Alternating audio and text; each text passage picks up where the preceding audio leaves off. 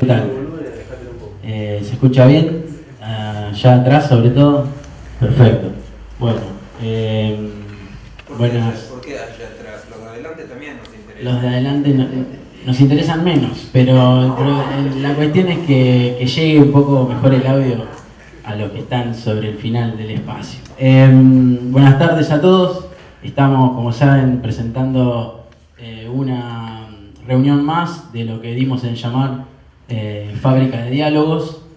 En este caso con la presencia de Miguel, que Ariel, nosotros no somos muy cultores de presentaciones demasiado formales, pero siempre hacen falta, así que un poco la presentación escueta de Miguel la va a hacer Ariel, que también fue quien ofició un poco de intermediador entre la visita de Miguel y nosotros acá. Ya algunos lo conocen porque estuvo Franciel el año pasado, así que esta ocasión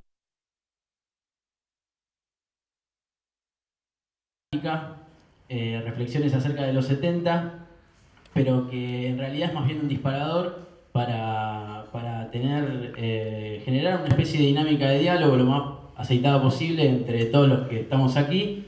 Miguel tiene un recorrido, digamos, por supuesto como militante en esa época, exiliado, y bueno, con una producción teórica bastante interesante, con más de 30 publicaciones aquí y en el extranjero, así que medio que en una reunión poder condensar todos los puntos de interés para nosotros de lo que su obra tiene es muy difícil. La idea es que vayamos resaltando entre todos sobre qué estaría bueno que hablemos particularmente y bueno, tener libertad como para generar una dinámica lo más cercana posible.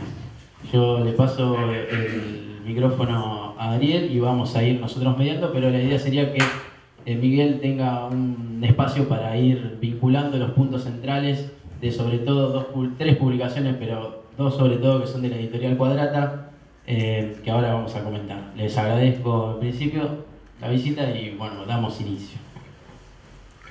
Bueno, buenas noches. Presentamos dos libros en particular nosotros que nos da mucha alegría poder publicar y aparte le dimos también espacio a otro libro que publicó Miguel con la gente de Topía, que también está muy bueno. Bueno, nada es perfecto.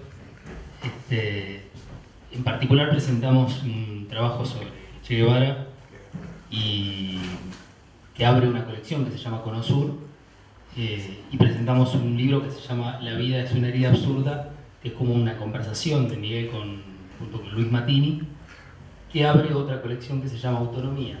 Es decir que en este caso estamos presentando libros y abriendo colecciones. Hay otras colecciones que ya están también rodando por ahí, y las colecciones, bueno, son en algún punto espacios de invitación, espacios donde se juegan tensiones, donde aparecen autores que en otros lugares se pelean, etc. Pero, bueno, una de las cuestiones que a mí me parecen interesantes para presentar, no lo voy a presentar a Miguel, digamos, porque creo que su palabra lo va a presentar como está hoy. Pero una de las cosas que a mí me parecen bien interesantes y que diría que es como una suerte de dimensión que atraviesa los tres libros, en particular en este diálogo con Luis Matini, es como una vocación por sacarse de encima la idea del protagonismo en términos de sujeto y buscar otro lugar desde donde enunciar, ¿no? Desde donde enunciar en el sentido de no en el sentido semiológico, digamos, sino en tanto práctica vital. Es decir, buscar un lugar desde donde poder decir algo, digamos, ¿no? Es decir, Miguel dice a veces, bueno, en nombre de qué se puede decir algo. Ese nombre de qué creo que va apareciendo en los tres libros con distintos nombres. Uno de ellos sería el deseo, ¿no? Aparece, digamos, el deseo como un nombre posible desde el cual poder sostener algo en relación a los otros y a las cosas, y poder transformar toda idea de protagonismo, de militancia, de intervención en formas más bien ligeras y alegres de compromiso, y en ese sentido por eso le pusimos militancia trágica, ahora justificando un título que suena pomposo, pero que en realidad, digamos, lo pomposo, la lógica de lo que viene planteando Miguel, está del lado de lo grave, y del lado de los gritos, ahí está, sonriamos. Lo pomposo está del lado de lo grave, digamos, ¿no? Lo trágico nos plantea una pregunta, es decir, cómo partir de la aceptación radical de lo que hay. Es decir, cómo correrse en serio de cualquier forma de trascendencia que siempre astutamente se nos cuela y le da forma a nuestras muecas y a nuestras señas. Y en ese sentido creo que valoramos mucho el trabajo que viene haciendo Miguel en distintos campos, que para algunos ¿no? Algunos lo catalogan como ecléptico, ¿no? Ecléctico. Benazaya que es ecléctico.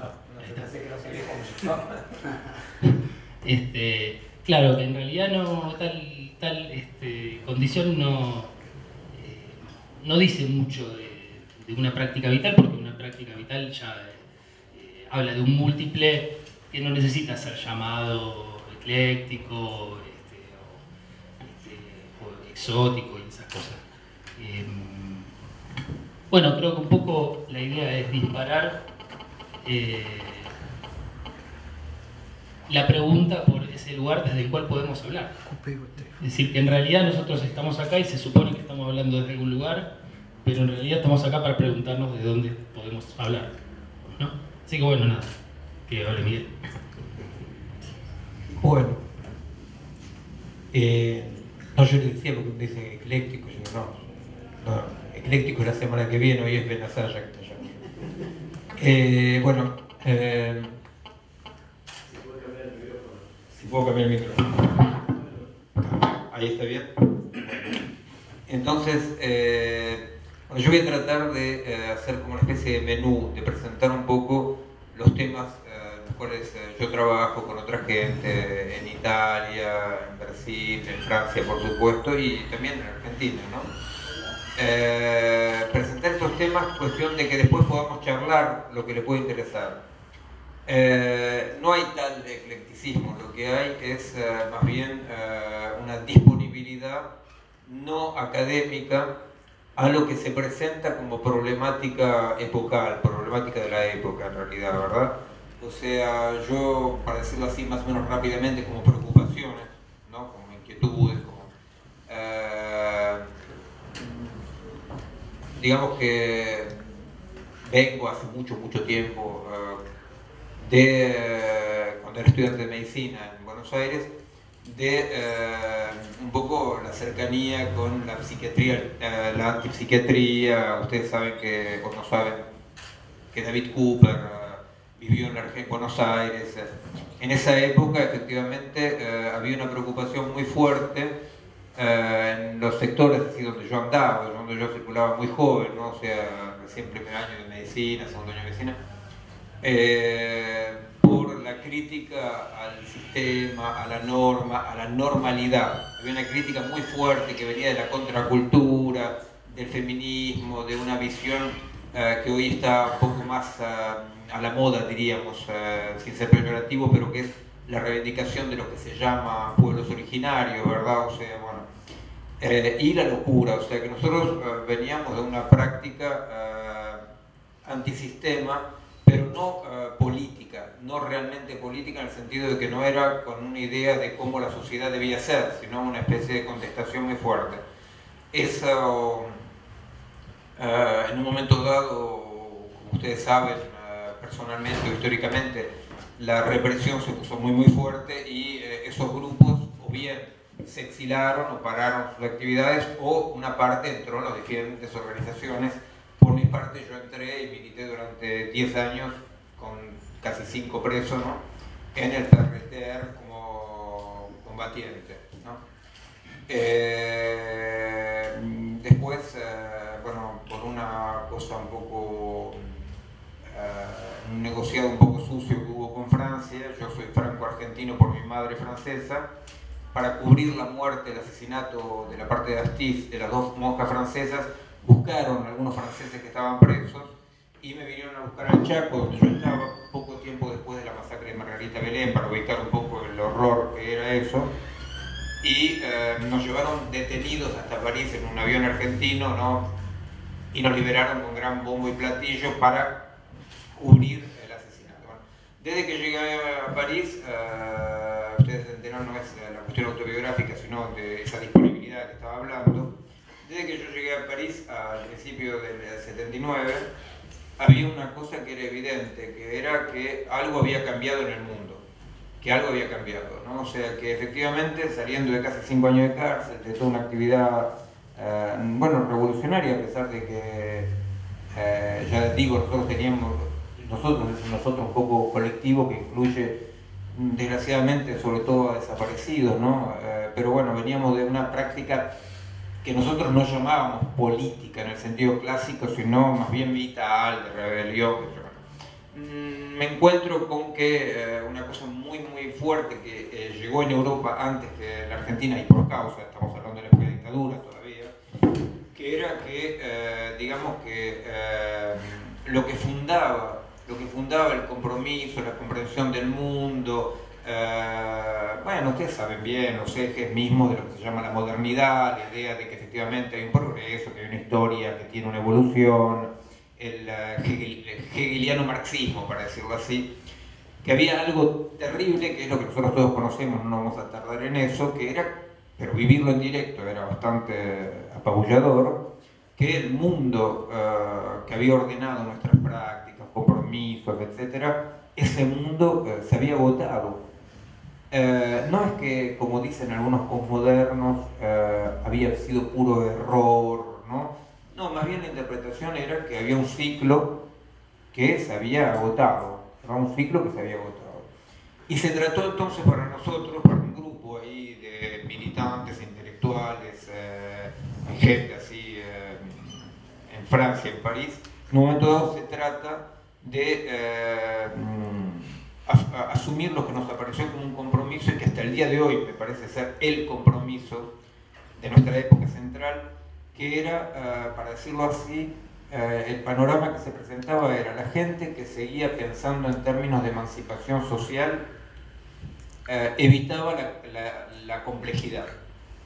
Y la gente que asumía un pensamiento complejo, una realidad compleja, no veía más sentido al voluntarismo del compromiso, ¿se entiende? O sea que, como dice Edgar Morin, o sea, la complejidad no la inventó nadie, la complejidad es una pura irrupción epocal donde de repente los modos de pensar y de actuar que parecían evidentes, es como toda ruptura de paradigma, ¿verdad? O sea, lo que aparece como evidente, de repente uno dice, pero ¿de qué estábamos hablando? O sea, hay una especie de incomprensión, ¿verdad? O sea, tiene un lado, yo había hecho un trabajo, inclusive, bueno, yo trabajé mucho en neurofisiología, tuve la suerte de trabajar con Francisco Varela en París, ¿no? Y hemos hecho un trabajo un poco sobre el despierte hipnótico, porque efectivamente lo que estaba pasando es que era una casi metáfora, pero no mucho.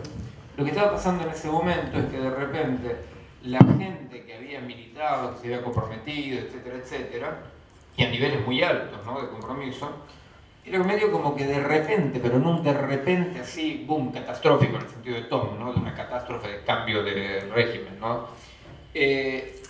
No entendía más lo que había hecho.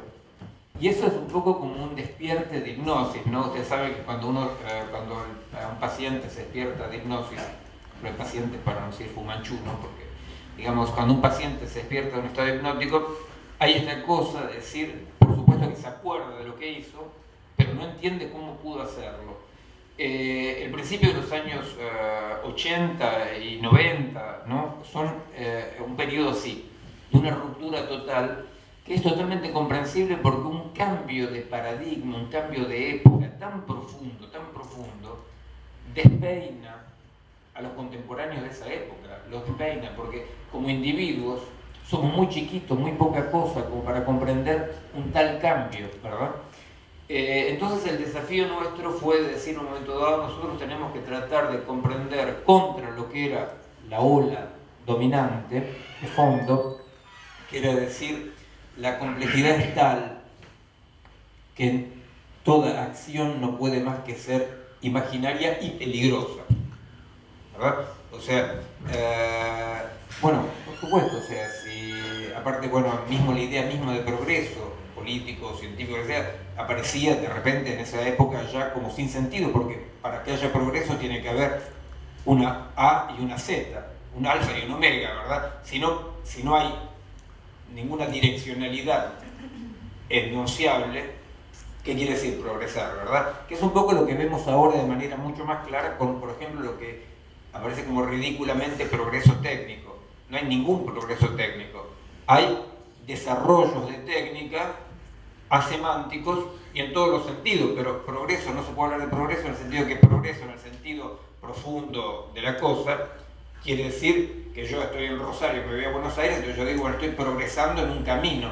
Sino lo que hay es un desarrollo en todos los sentidos que no garantizan a nadie lo que se creía en el paradigma pasado de la convergencia de todo progreso científico, de todo progreso demográfico, de todo progreso histórico, ¿se entiende? O sea que lo que se rompía era esa idea de que había un punto histórico de convergencia que nos estaba prometido a los humanos. En ese momento, efectivamente, lo que aparece, que hoy en día es dominante, y que hacía que la gente se retire de todo compromiso político, discúlpeme trato de moderar, era que uno de los corolarios evidentes, pero evidentes, de esta conciencia, este conocimiento de la complejidad, era que toda acción, por más justa que nos pareciera, no tenía ninguna garantía de ir, entre comillas, en el buen sentido. ¿Se entiende? O sea, lo propio de todo pensamiento en términos de complejidad es la imposibilidad de prever. Uno de los elementos de la complejidad fue reintroducir como variable no reabsorbible lo aleatorio, ¿se entiende? O sea, uno de los elementos de la complejidad fue eso, efectivamente, que de repente lo aleatorio no aparece más como un accidente, sino aparece como estructuralmente no superable. Como todo no superable en historia será no superable durante un siglo, dos, tres, y de acá a unos siglos el determinismo será de nuevo una cosa importantísima. Pero en ese momento lo que sí aparece muy profundamente es que de repente toda la racionalidad occidental que nos permitía movernos, despertarnos a la mañana, jugarnos la vida, investigar, decía, es racional lo analíticamente previsible, ¿verdad? O sea, lo analíticamente previsible es racional, que unía entonces previsibilidad y racionalidad, ¿se entiende? O sea que decía, los dos se están acusando de que es el teléfono del otro el que hace ruido. No, j'ai coupé. Es la culpa del franchute. J'ai coupé. Bueno, ahora que ya hablamos de la cosa importante del teléfono, voy a volver un poco a la pavada del historicismo.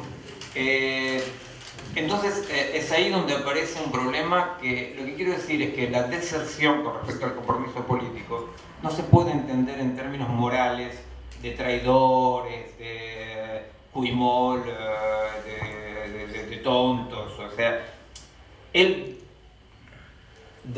desertar del compromiso político tiene una base muy profunda que no se puede moralizar, que es esa, es el cambio epocal que hace que efectivamente, si yo racionalmente no puedo más prever la consecuencia de mis actos, es muy difícil comprometerme.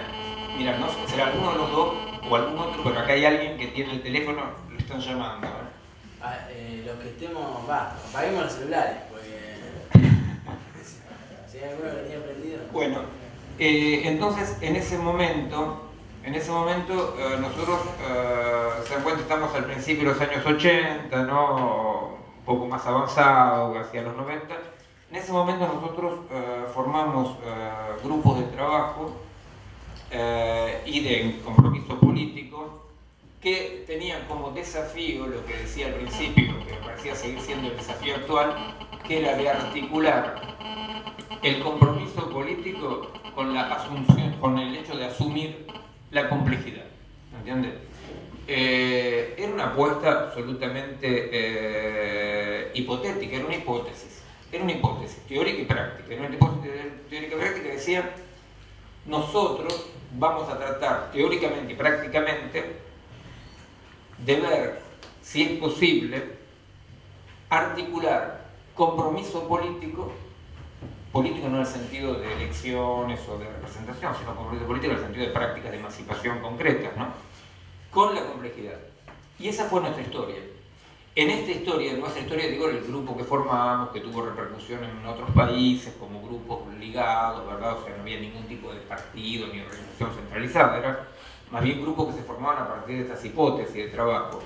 Hemos trabajado teórica y prácticamente en diversas dimensiones que se presentaban como dimensiones en las cuales en nuestra época esta cuestión de complejidad y actuar, ¿verdad? Porque compromiso político quiere decir, pero ¿quién actúa? Si no hay más un sujeto de la historia, ¿se entiende? O sea, es eso lo que hay que comprender acá. ¿Quién actúa? Eso fue no solamente no ecléctico, sino que al contrario, con una pregunta epocal muy clara, ver cómo esto se declinaba en las distintas dimensiones de la vida de nuestra sociedad. Entonces fue efectivamente cuestión de psiquiatría y norma, pero fue también cuestión de biología y tecnología, fue cuestión de demografía y fue cuestión más claramente militante, entre comillas, porque nosotros decíamos, bueno, el motor del compromiso político en general siempre fue situado en el futuro, ¿verdad? O sea, yo me muevo por algo que en el futuro justifica el presente, ¿no? O sea, bueno, como lo que dice Fidel, no sé si lo dijo o no lo dijo, dice que dijo la historia me dará razón, qué sé yo, bueno. Entonces, la idea es decir, la historia me dará razón, ¿verdad? De repente eso no se podía, sí, como decir se podía decir, por supuesto, pero eso no tenía ninguna base racional más. La historia me dará razón. No. Había que encontrar otras razones, que son razones de moverse, ¿verdad? O bien la hipótesis de que toda intencionalidad era un mambo imaginario, lo cual era la hipótesis general. Toda actitud de sujeto, toda intencionalidad, etcétera, etcétera, era un mambo imaginario, puro imaginario, chaputo. Entonces nosotros políticamente, las primeras hipótesis para hablar socialmente, pero bueno, estaría interesante de hablar también de las otras investigaciones, trabajos que... Bueno, políticamente la idea fue decir, efectivamente nosotros, si aplicamos un pensamiento complejo, si no tratamos de simplificar la cosa, como el típico militante que decía, bueno, es suficiente hacer esto, o si yo estuviera en el lugar del otro, o si mi líder estuviera acá. Nosotros decimos, no, esas cosas no. Porque lo que pasa es que efectivamente entre los macros procesos económicos, científicos, técnicos, uno de los signos del cambio de la época es que el espacio para la acción clásicamente humana, para decirlo así, se va cerrando, ¿verdad? O sea, por ejemplo, hoy en Europa es una evidencia hasta para Doña Pepa.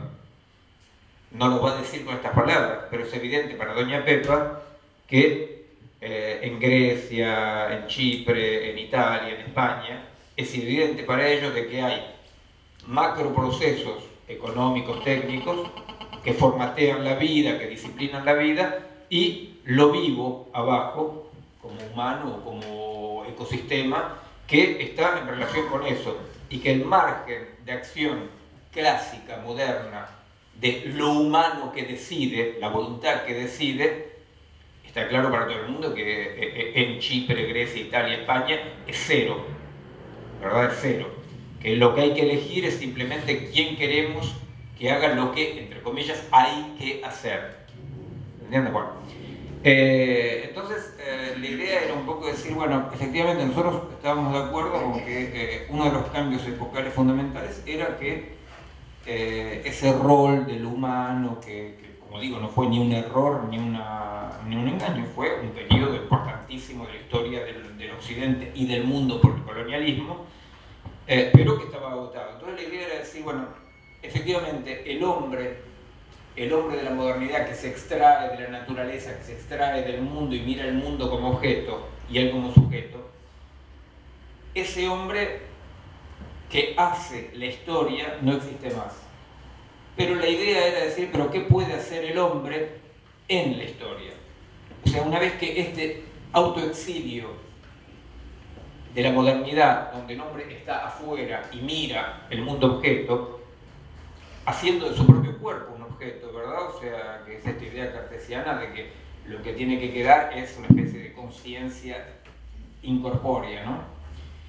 Entonces la idea era decir, bueno, ¿qué pasa una vez que se vuelve del exilio?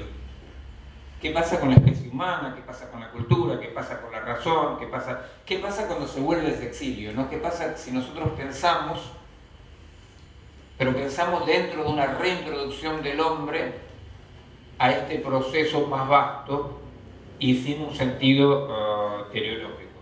¿Se entiende, no?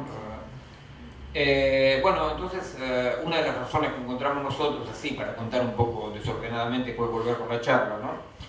Nosotros dijimos, la verdad es que nosotros no podemos garantizar en nada qué es lo que va a ser la situación 2, ¿verdad? O sea, la situación futura. Lo que yo puedo hacer en el mejor de los casos es determinar en la situación presente asimetrías. Ese fue nuestro eje de acción en lo social y político, digamos. ¿Qué es una asimetría? Una asimetría significaba, por ejemplo, que en esta época, en los 90, qué sé yo, en Francia sobre todo, bueno, donde empezamos a trabajar,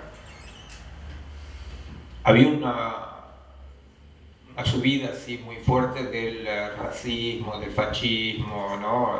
Etcétera. Entonces decíamos, nosotros no sabemos qué va a ser el mundo.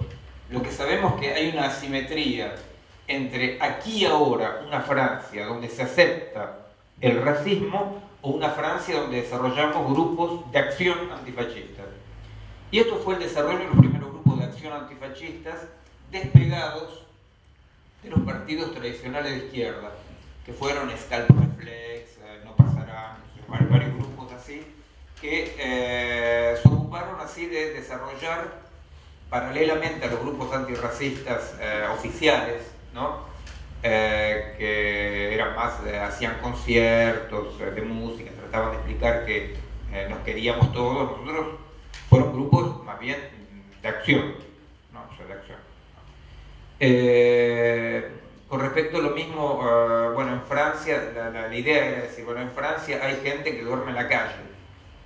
Entonces se creó hace ya mucho tiempo una cosa que se llama el DAL, derecho al techo, sería droit au logement, donde la idea de partida era esa también, es decir, nosotros no tenemos ninguna idea si la propiedad privada está bien, está mal, si todo el mundo tiene que tener casa o no. Nosotros sabemos que acá hay familias, sobre todo para familias, ¿no? Familias de africanos, ¿no? Que vivían en la calle. Acá hay familias que vivían en la calle, hay inmuebles vacíos, nosotros los ocupamos. Bueno, esto fue así con respecto a los extranjeros, con respecto a los hijos de extranjeros indocumentados, ¿no? Que la policía venía a buscar a la escuela, ustedes conocen eso, ¿no? O sea, venía a buscar a la puerta de la escuela para atrapar a los padres. Entonces creamos otro movimiento que se llama Red de Educación Sin Frontera. Bueno, esto fue una especie de desarrollo de todo un tipo de nuevo movimiento, que todos eran muy diferentes porque temáticos, pero que todos se basaban en la misma lógica de legitimación del acto, que era la asimetría concreta en situación de la cosa. ¿Se entiende? O sea, que cuando alguien decía, pero vos, por ejemplo, como decía un conocido socialista francés, Michel Rocard, cuando decía, pero Francia no puede recibir toda la miseria del mundo, ¿verdad? Entonces la discusión que él hacía, Michel Rocard, que no es ningún canalla, ¿no? Pero la discusión que él hacía era decir, bueno, pero ¿qué pasa? ¿Que abrimos las fronteras? ¿Que cerramos las fronteras? Entonces nosotros decimos, no, nosotros con esas dimensiones no nos metemos. Nosotros acá hay gente que está sin documentos, que están perseguidos, que están, ustedes conocen que en Francia, en Bélgica, en Italia hay campos, los campos realmente son increíbles, ¿no? Campos cerrados donde se meten a las familias con chicos, que el único delito fue no tener documentos, ¿verdad? O sea, La película ilegal, ¿no? claro, ilegales bueno, entonces la cuestión era decir, no, nosotros no sabemos si hay que abrir la frontera, cerrar la frontera, si queremos todos los extranjeros acá, si no queremos extranjeros, si los extranjeros son buenos o malos, si roban o no roban, por supuesto, hay algunos que roban, otros no roban, no importa un pito todo eso. Que fue una diferencia, por ejemplo, para mostrar, ¿no? Con Alain Badiou, que él en la misma época sacó un grupo que se llamaba Defensa de los Trabajadores sin papeles, indocumentados. Nosotros decíamos, no, defensa de los indocumentados, trabajadores, chorros, prostitutas, trabajo negro, ¿entiendes? O sea que es una posición de decir, no, nosotros frente a esta situación no hacemos ningún... ¿Se entiende? Entonces, eso fue desarrollando todo un trabajo que fue una tendencia de lo que se llama la nueva radicalidad, los nuevos movimientos, ¿verdad?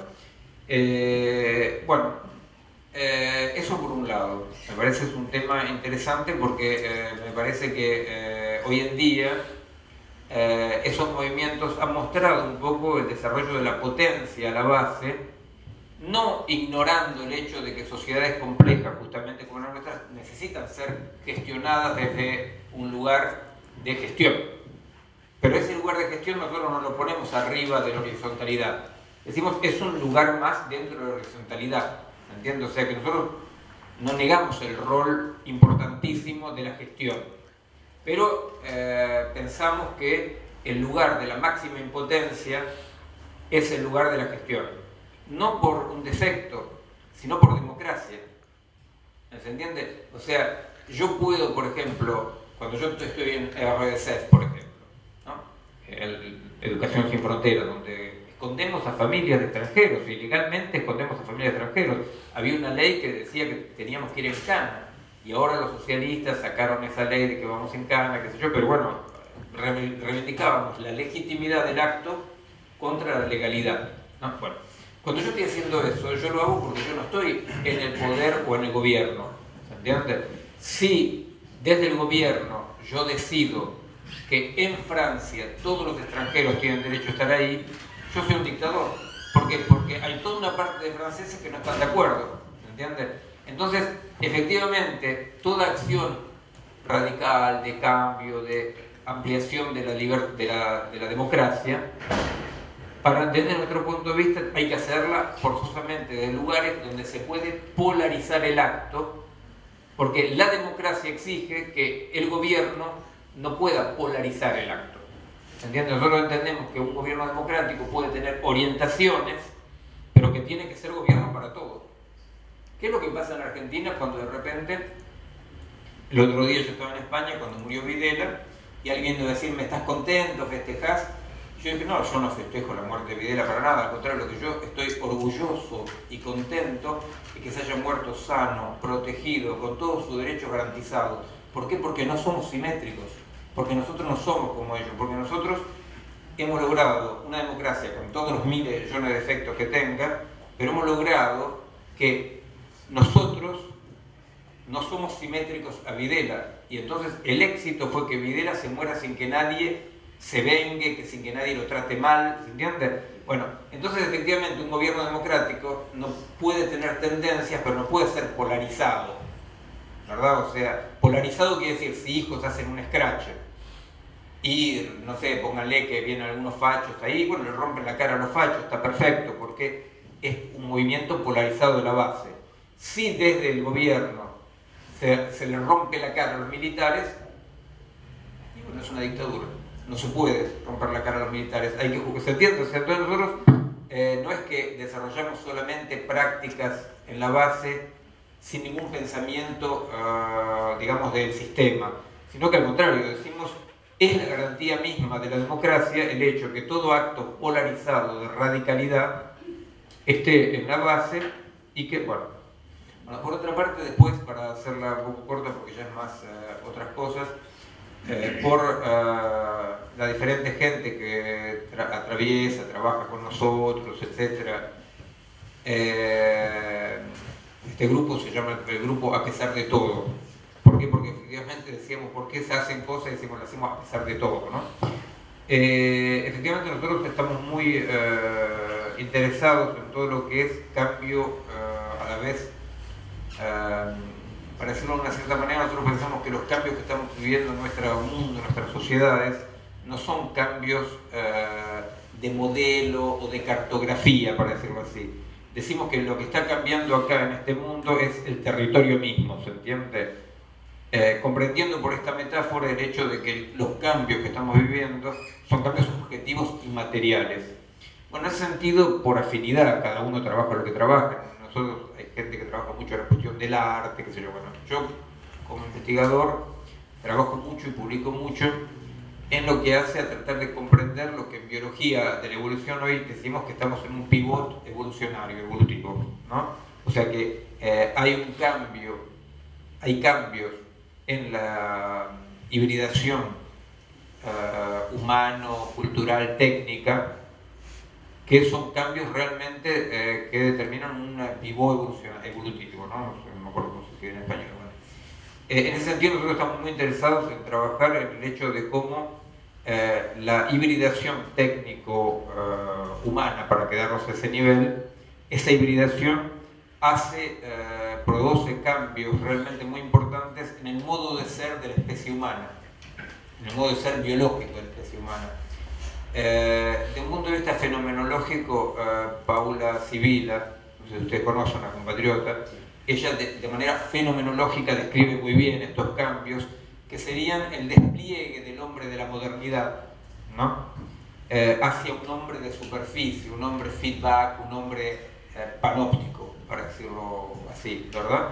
Bueno, nosotros trabajamos eso también fenomenológicamente, pero trabajamos también en neurofisiología, en biología, ¿no?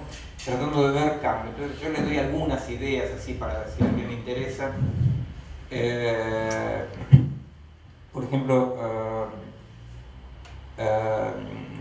bueno, hay un principio en biología de la evolución que es la coevolución. La coevolución quiere decir que entre especies o potencias, para decirlo así, la técnica, ¿no? Hay una coevolución donde hay una delegación de funciones de uno al otro. ¿Se entiende eso? Por ejemplo, el ejemplo más claro es, que yo doy, a mí me parece claro, es antes que la raza de perros exista, no hablo de los militantes del PRT, ¿no? Sino los perros que ladran. Antes que la raza de perros existan, había una especie de pre-lobo y pre-perro, canis, qué sé yo. Una parte de ellos se acercan a los hombres y son capaces de desarrollar comportamientos no agresivos hacia los hombres. Ellos se desarrollan mucho porque los hombres, como siempre, producen desperdicio y morfan.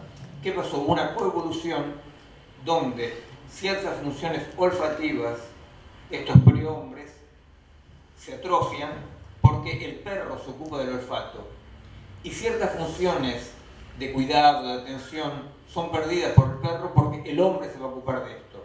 A tal punto que en la coevolución, es un tema muy trabajado por biólogos de la evolución, ¿no? En la coevolución hombre-perro no hay hombre sin perro ni perro sin hombre, y en realidad esta delegación de funciones hace cambios no solamente fisiológicos sino anatómicos, porque hay partes, funciones que se atrofian, ¿se entiende? Bueno, esto quiere decir que la coevolución, contrariamente a la estupidez así de que el hombre es una línea directa y la naturaleza está ahí afuera, ¿no? De manera cartesiana, la coevolución es permanente. Bueno, el ejemplo del perro es simplemente para explicar que eso es exactamente lo que está pasando con la técnica. Lo que está pasando con la técnica es que hay funciones hasta aquí desarrolladas por los humanos que están delegadas hacia la técnica y una artefactualización del humano por la técnica. ¿Se entiende? O sea que hoy en día hay una coevolución constatable fisiológicamente y en parte anatómicamente que está cambiando, entre otros, la especie humana, porque esto es un cambio general del biotopo, ¿no? Pero el cambio. Entonces, nosotros, ¿por qué trabajamos eso? Trabajamos eso porque lo que pasa es que uno de esos cambios significa que efectivamente este retorno del exilio, ¿no? Este hombre que ya no puede más pensarse como afuera de la naturaleza, ustedes saben la frase de Descartes, ¿no? Hacerse amo y señor de la naturaleza, ¿no? Entonces, efectivamente, es importante estudiar qué pasa con esa idea de que el hombre era un puro pensamiento. ¿Qué pasa? ¿Qué pasa con el pensamiento y qué es lo que puede actuar? Este hombre, por ejemplo, supónganse, les doy un ejemplo nada más, ¿no? De un estudio que hicimos, que estoy muy orgulloso del estudio que hicimos, pero porque es muy chiquito, para que se den cuenta del nivel de coevolución con la técnica. Ustedes se dan cuenta que lo que estoy diciendo es que el hombre de la ciencia ficción, que frente al aparato técnico un día en bolas se revela y destruye la máquina y se va con su rubia a procrearse como si fuera después del Arca de Noé, ¿verdad? O sea, hemos roto la máquina y nos vamos a reproducirnos, ¿no? Bueno, ese hombre no existe porque ese hombre es un híbrido total, ¿no? Bueno, entonces, por ejemplo, un laburo concreto, ¿no? de neurofisiología, agarramos choferes de taxi de París es un despelote, ¿no? O sea, porque en todas las calles doblan, cualquier cosa. Agarramos choferes de taxi que habían empezado a manejar con el GPS. Entonces, durante 3 años nunca habían manejado sin GPS.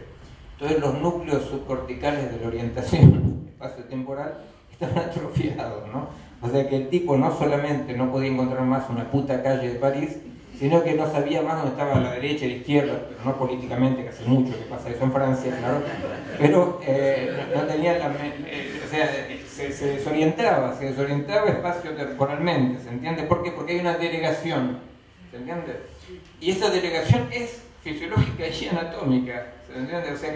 O sea que estamos frente a un cambio. Otra cosa que estamos tratando de trabajar, el hecho del celular. Ustedes se dan cuenta que la humanidad siempre ha vivido con una comunicación equívoca y diferida.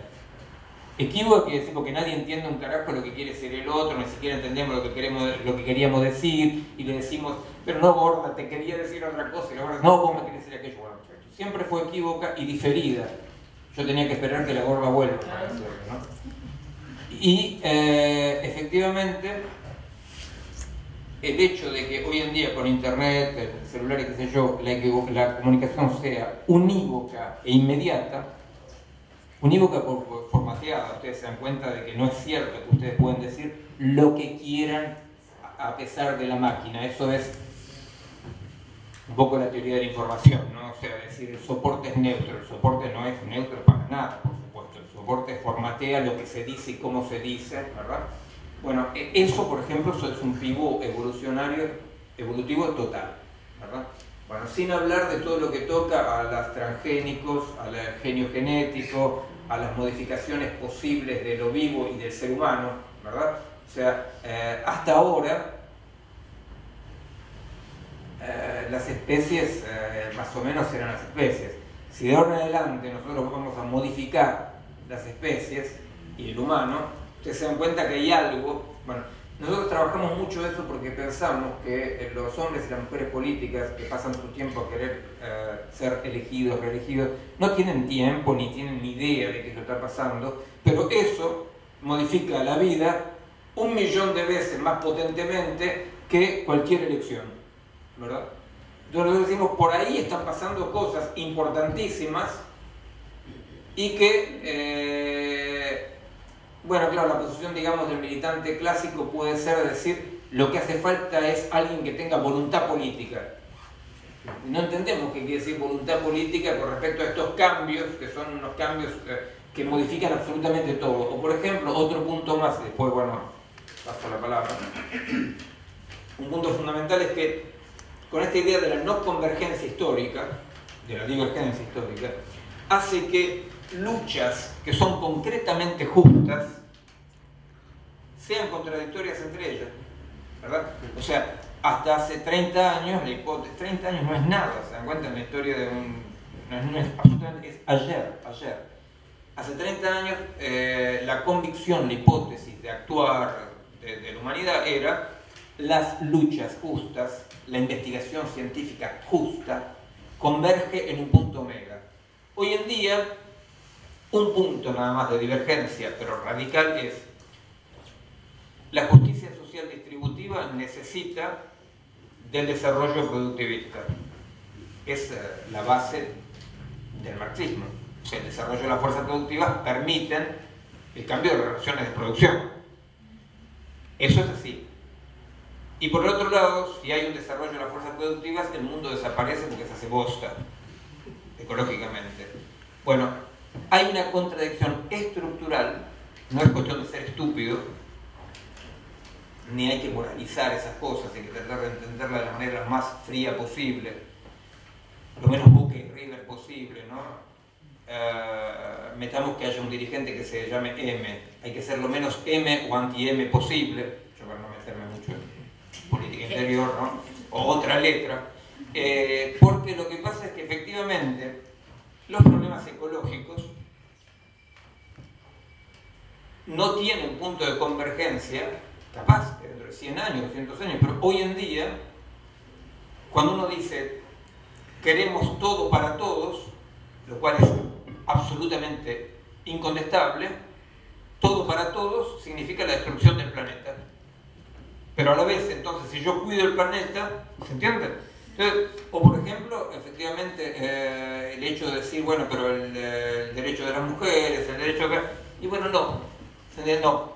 O por ejemplo, efectivamente hay problemas profundísimos, ¿no? O sea, la izquierda, ser de izquierda significaba decir todo es posible para cambiar, podemos cambiar todo. Hoy en día podemos cambiar todo, es el eslogan del neoliberalismo posibilista, que dice todo es posible. Y ser de izquierda se transforma en una cosa absolutamente complicada para nosotros, que decir, upa, no, hay cosas que no hay que cambiar. ¿Qué pasa? O sea, nosotros no estamos acostumbrados a decir eso, ¿verdad? Y claro, por ejemplo, hace poco había una discusión sobre el transexualismo, un poco la problemática queer, ¿no? O sea, ustedes saben, esta chiquita de 6 años, ¿no? Que bueno. Entonces uno dice, es posible cambiar de sexo, es posible cambiar de sexo, es posible esto, es posible aquello. Y resulta que ese todo es posible, donde nada es real, hace parte de la virtualización del mundo, donde no hay ningún tipo de limitación que diga, bueno, pero todo es posible, pero bueno, ¿qué pasa? Porque todo es posible, ustedes se dan cuenta, es el eslogan del neoliberalismo, donde todo tiene que ser fluido, todo el mundo tiene que estar listo a cambiar de laburo, a cambiar de país, a cambiar de... ¿no? O sea, esa fluidez que llaman ellos flexibilidad, que llaman ellos libertad, esa libertad que es desestructurarte, desintegrarte en el sentido de te desintegras, y yo te integro, pero olvídate de tus afinidades selectivas, olvídate de tus pasiones, olvídate de tus territorios, olvídate de tu historia y sé solamente pura sincronía flexible. ¿Se entiende? Bueno, entonces resulta que eso es la destrucción del mundo y de la vida y de la cultura. Y para lo que se llama izquierda es un problema enorme, porque nosotros tenemos que decir, no, ojo, no, hay cosas que no tienen que cambiar. ¿Y en nombre de qué? Es ahí donde aparece el retorno del fundamentalismo religioso, de la preocupación religiosa, ¿se entiende? O sea que hay una búsqueda de límites que son fundamentales. Nosotros, prometo, termino la frase y me callo. Nosotros en biología, por ejemplo, hoy en día, la cuestión es, el delirio es entre las células madres, las nanotecnologías, el genio genético, ¿verdad? La creación del hombre modular para el cual está prometida la inmortalidad. Bueno, esto es el problema absolutamente mayor de nuestra época, porque la especie humana ha hecho ha tomado la bifurcación, para no decir ha elegido, porque esto es muy idealista, en biología más bien se prefiere decir ha tomado una bifurcación, para no andar con entidades, ¿no? Ha tomado una bifurcación muy especial nuestra especie, que es que objetivamente, materialmente, ha hecho una elección por lo sincrónico, poniendo en peligro todo lo diacrónico. ¿Se entiende? O sea que nuestra especie es una especie que está en la instantaneidad, en la prolongación sin límites y posibles de la vida, en lo cual siempre para toda especie fue un peligro total. ¿Entiendes? O sea que hoy en día no se pueda comprender que la muerte fue un comportamiento adoptado en la evolución de la vida sobre la Tierra en un momento dado como método de autorregulación, que no se entienda que la muerte no es algo exterior a la vida, que no se entienda que la fragilidad, la enfermedad son mecanismos de autorregulación, que no se entienda eso, no hace que no haya más muerte, que no haya más enfermedad, que no haya más miseria. Hace al contrario que haya una especie de carrera loca hacia una idea psicótica de no límite, y que a la vez tengamos ni la vida, porque estamos disciplinados por esa promesa de no límite, ni tampoco el no límite. Bueno, estos temas yo corto acá, espero no haberlos aburrido demasiado, un poco va bien, pero no demasiado. Estos son los temas un poco con los cuales trabajamos. Estos libros que presentamos acá, porque de repente viene por racha, ¿no? O sea, entonces como salieron 3 libros acá en la Argentina, pero que algunos habíamos ya publicado en Francia, que yo... pero en realidad, para decir 2 palabras nada más de los libros, ya que la excusa son los libros, claro, uno es sobre el guevarismo, o sea, para decir algo para que la gente sepa, por ejemplo, que no es una marca de camiseta, ¿no? Ni bueno, eso. Y cómo en nuestra época militante, revolucionaria, guerrillera, a qué punto el guevarismo era el antisovietismo, el anticomunismo y la discusión con Fidel, ¿no? Y la discusión dura con Fidel, ¿no? De la tercera posición y qué sé yo, a qué punto el guevarismo era eso, ¿no? Era la posibilidad de una revuelta más radical, ¿no? Hablar un poco de eso y decir, bueno, ¿qué queda de eso? Más allá de la camiseta, ¿qué queda de eso? El segundo libro, que él no puso acá porque no es de su editorial, es El mito del individuo. Es un poco la idea de que... La idea de cómo este ciclo de la modernidad, que parte de la emergencia del hombre como individuo, pensándose como individuo, ha cumplido un ciclo. Y el tercero es un diálogo con Luis Mattini, que algunos sabrán fue el comandante del ERP a la muerte de Santucho. Y entonces, claro, yo hago la primera parte, lo chicaneé un poco, tratando de comprender ciertas cosas, y él contesta como puede, mal, es un desastre, pobre.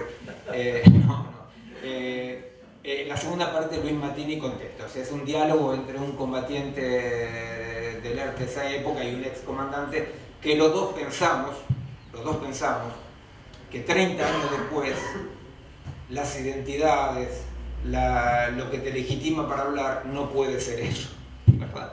O sea, a mí me extraña mucho porque yo me digo, imagínense ustedes en España, 30 años después de la caída del franquismo, 2005, si alguien iba a presentarse a un público o que la discusión podía ser, yo fui antifranquista. Sí, pero hace 30 años, Pepe, abuelo, no, hace 30 años, ¿viste? Y entonces, acá pasa algo con la Argentina que es un poco raro, simplemente me parece un poco raro, ¿no? Que la gente siga discutiendo. Está muy bien que metamos en cana, todo eso está bien, a los militares, está muy bien eso. Pero la verdad verdadera es que pasaron 30 años, ¿no? Y los nonos y las nonas no se dieron cuenta, y hay inclusive una especie de reivindicación sobre eso. Entonces, la última palabra es que el otro día una chica censurándome a un acto, porque me habían convocado a un acto de jóvenes, creo que la letra es K. Entonces dijeron, querríamos que vengas a hablar, era en el Cabildo de la Nación, yo estaba contento, qué sé yo, bueno. Y yo resulta que hablé de complejidad, qué sé yo, y la chica dijo, no, todo no viene a hablar un carajo. Y deshicieron la convocatoria, qué sé yo, bueno. Y cuando en la carta, para explicar por qué yo no tenía que hablar, puso: nosotros admiramos, seguimos e imitamos los héroes de los años 70, los muertos, porque los vivos son todos unos quebrados. Bueno, entonces muchas gracias por su atención de un quebrado. Bueno.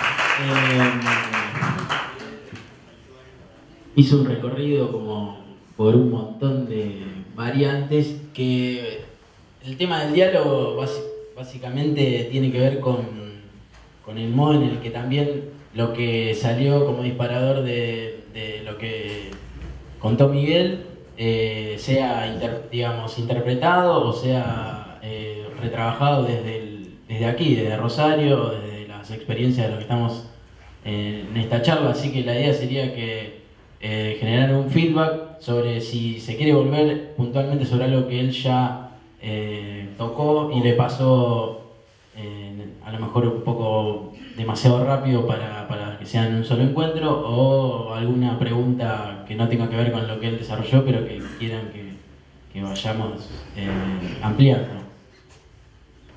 Sí. Me gustaría hacerte una pregunta. Pará, te doy el micrófono. No es necesario. Bueno, creo ¿se escucha de allá atrás? No, lo escuchamos bien. Bueno, le va la voz. ¿Cómo no? Bueno, terminaste tu exposición, que fue muy interesante, haciendo una apreciación sobre los nonos y las nonas. Un poco, sí, nosotros, yo me siento convocada como nona, y me siento convocada también cuando hace referencia al franquismo y que esa generación de la cual somos parte, como yo, lo único que vos estás en Francia y nosotros acá en la Argentina, hay una diferencia con el franquismo. Nosotros acá, bien o mal, los que participaron, no yo, logramos algo que en España no han hecho. Eso me convoca emocionalmente, me emociona como nona, ¿no? De todas maneras, también me llamó la atención cuando hablaste de gestión. A lo mejor no lo entendí. Me parece que vos hablaste de gestión y gobernar. Y hace poco leí un artículo chico en el diario La Nación donde se mencionaba como nonos aquellos que, como dinosaurios, aquellos que hablaban del gobierno, porque es muy común hoy escuchar a los políticos, aquellos que aspiran al poder, hablar de, no de gobierno, sino vos escuchás y dicen qué buena gestión que hacen, y no hablan de la cuestión del poder, porque todavía la cuestión del poder es lo que hoy hace, me parece, que estemos acá, y creo que en eso debemos coincidir. Porque ¿cuál es la salida a toda esa complejidad de la que vos nos hablás, que yo coincido, si no es a través de la ideología y no de los valores? Digamos, a través de cómo nos posicionamos frente a la cuestión del poder, que era lo que pensábamos la generación del 70. No sé si se entiende. Bueno, si hablo así, ¿se escucha bien o no?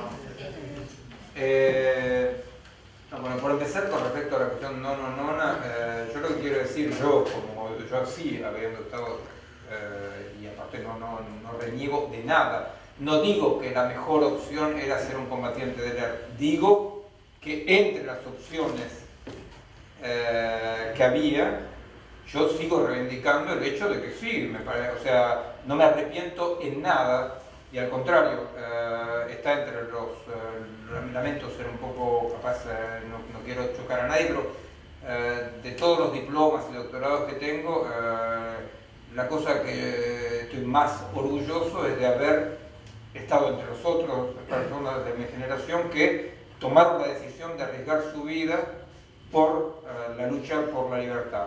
Y reivindico absolutamente, enteramente, el hecho de haber sido un combatiente del ERP durante 10 años, en los cuales casi 5 en Cana, por supuesto, de los cuales salí por casualidad, como expliqué, salí por, bueno.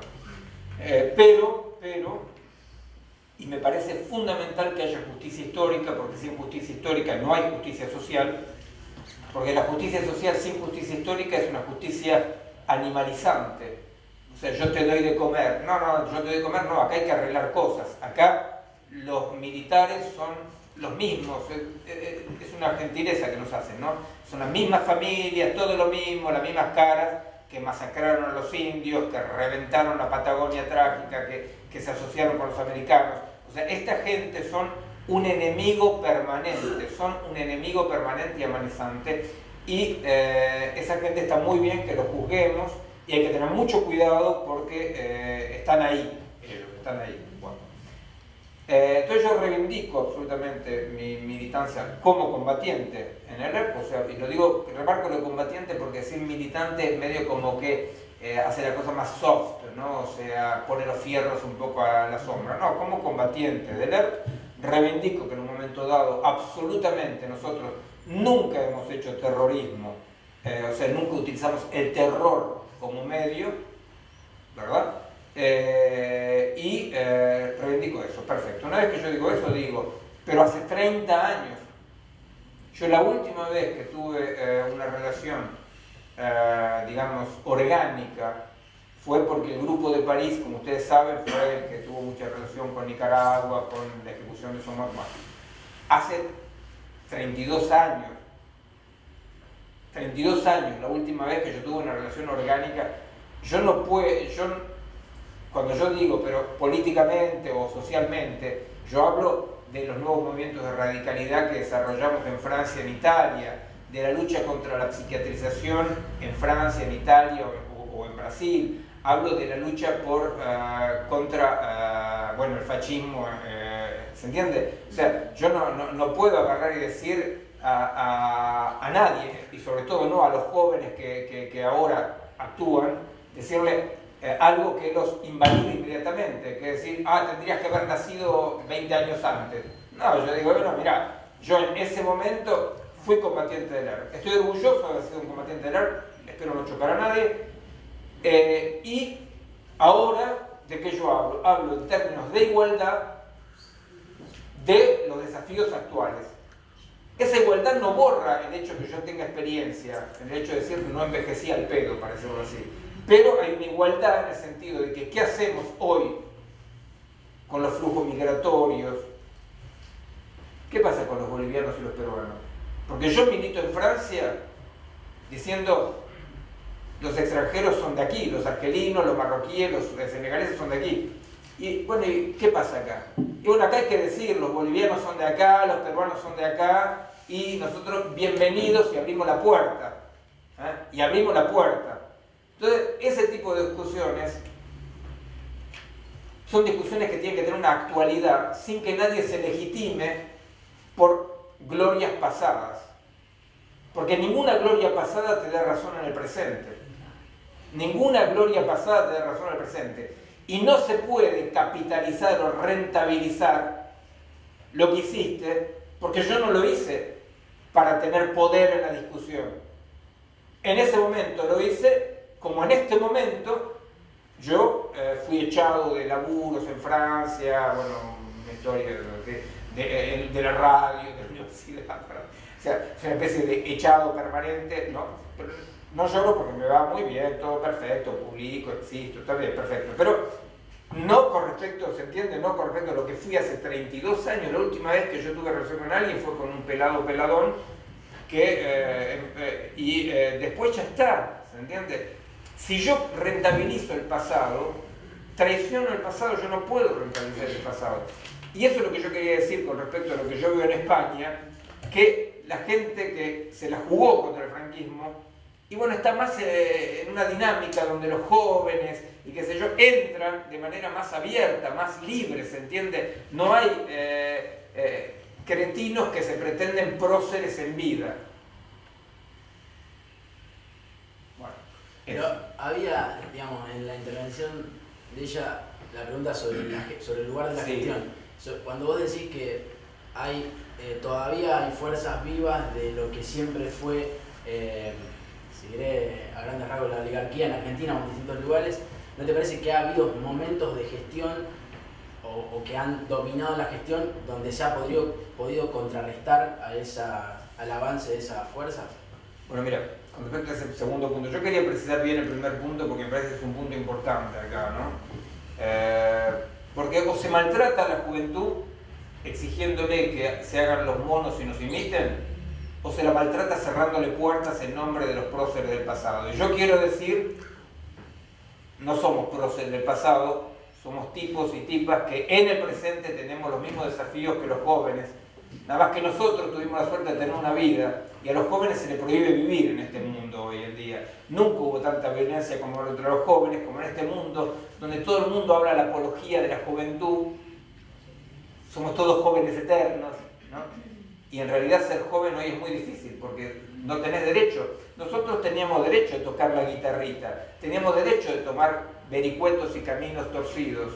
Hoy a los jóvenes se les dice estudiar algo útil, la pedagogía de competencias que se llama, así concretamente, ¿no? O sea, estudiar algo útil, no toques la guitarrita, o tocar la guitarrita si te da plata, ¿no? ¿Entiendes? O sea, hay una especie de terror contra los jóvenes que dice te va a ir mal, te va a ir mal, te va a ir mal, te va a ir mal. Bueno, eso me parecía importante, pero con respecto a la cuestión del poder, yo creo que efectivamente la hipótesis de que una voluntad bien puesta en un lugar de poder puede cambiar las cosas, hoy eso no es cierto. Hoy no es cierto. Yo creo que hoy en día hay macroestructuras que se desarrollan como estrategias sin estratega, ¿se entiende? Yo creo que la técnica, la macroeconomía tienen estrategas, pero hacen parte de la estrategia, ¿se entiende? O sea que los estrategas son marionetas. ¿Qué quiere decir esto? Quiere decir que cuando ustedes ven Davos, ¿no? En Suiza, donde se reúnen todos los más grandes canallas del mundo, ¿qué dicen ellos? Dicen, hay que cambiar el rumbo, hay que cambiar el rumbo. ¿Y qué dicen ellos? Lo dicen abiertamente. ¿Y quién va a cambiar el rumbo? Porque el rumbo no lo determinan hombres y mujeres del humanismo que deciden con voluntad. El rumbo hoy en día está determinado por macroestructuras que se retroalimentan ellas mismas, ¿se entiende? Que son la técnica, la economía, ¿verdad? Un economista de derecha puede ser el peor de los canallas. Un jefe de un banco es un canalla, pero él lo que está haciendo es lo que la estructura le determina de hacer. Y si él tiene un ataque de conciencia después de una sesión con su psicoanalista y no quiere hacer más eso, se va y viene otro y lo hace. ¿Se entiende? O sea, hay que comprender que hay un cambio fundamental hoy que hace que efectivamente el mundo donde los sujetos eran más o menos imaginariamente, más o menos realmente, los humanos, hay que tratar de comprender cuáles son las otras estructuras que hoy están actuando. Esto no es jeringoso ni chino, esto es muy concreto. La humanidad se ha organizado siempre en formas antropológicas diferentes, donde el sujeto de la acción no era para nada el humano. En el animismo, el sujeto de la acción no es el humano. En el totemismo, el sujeto de la acción no es el humano. En el analogismo, ¿entiendes? O sea, las estructuras antropológicas en las cuales se ha organizado la humanidad, en alianzas diferentes con la naturaleza, con el cosmos, ¿no? No es cierto que siempre la humanidad haya estado estructurada con individuos que decidían cosas, ¿se entiende? Eso es una época, es un ciclo, y hoy hay que tratar de entender de qué lado y de qué tipo de estructuras que nos capturan se está orientando la cosa. Esa es la cuestión fundamental. En este cambio tan profundo, el lugar que queda para que una voluntad, en el sentido moderno clásico, de una voluntad reoriente las cosas es mínimo. Eso no quiere decir que no haya posibilidad de reorientación.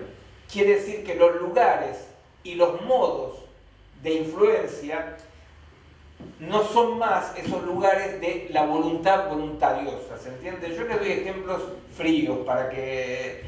en Francia, por ejemplo, porque el hecho de que yo esté en Francia no te imaginas lo que es la miseria horrible hoy en día en Francia, la cantidad de gente que está en la calle, la vida de los extranjeros, porque cuando uno piensa de acá, de la Argentina a Francia, piensa Montmartre y la burguesía francesa. Francia son un montón de metec y de mestizos y gente que sufre enormemente, porque Europa está muy cansada y está muy mal, ¿verdad? Bueno, en Francia, cómo la técnica, y para un ejemplo de cómo la técnica es una combinatoria autónoma, cómo la técnica médica permite identificar las malformaciones de un chico a nacer, ¿no?, en útero. La medicina ha medicalizado, es un libro que saqué hace poco acá, que es un estudio sobre biopoder, medicina y biopoder, ¿no? Bueno, uno de los ejemplos que yo analizaba ahí, la medicina ha medicalizado el embarazo. O sea que una mujer embarazada es una enferma que está bajo control del médico. Entonces, ¿qué pasa? Como hay muchas técnicas de identificación, bueno, no sale la palabra, se me trabuca la traducción, ¿no?, de identificación de malformaciones, la mina que viene embarazada y el obstetra le dice, señora, yo veo algo. Dice, yo veo algo.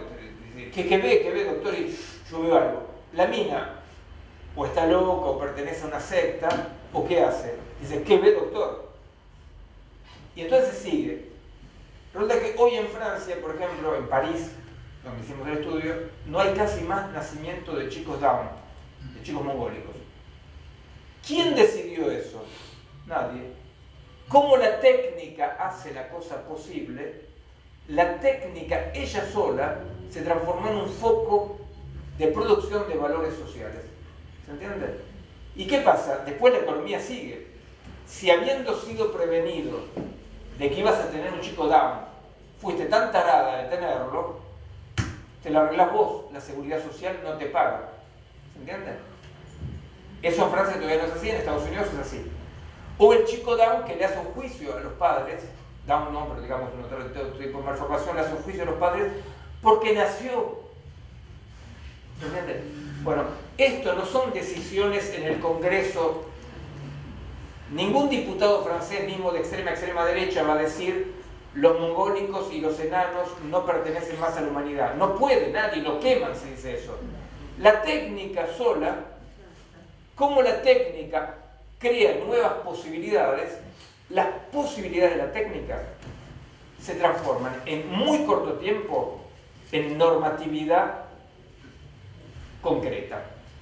Eso hay que entenderlo. Entonces cuando uno dice, bueno, pero hay que tomar el poder para cambiar las cosas. Pero ¿cuál es el paradigma del otro? ¿Cuál es el paradigma del diputado X con respecto al diputado Y? Y ese mismo paradigma es el paradigma de decir, yo tomo el poder y después lo único que vas a poder hacer es seguir de mala leche, de mala gana, de buena gana o qué sé yo, algo que no se frena ni se reorienta de ahí. Es un problema porque es una cachetada al narcisismo humano total.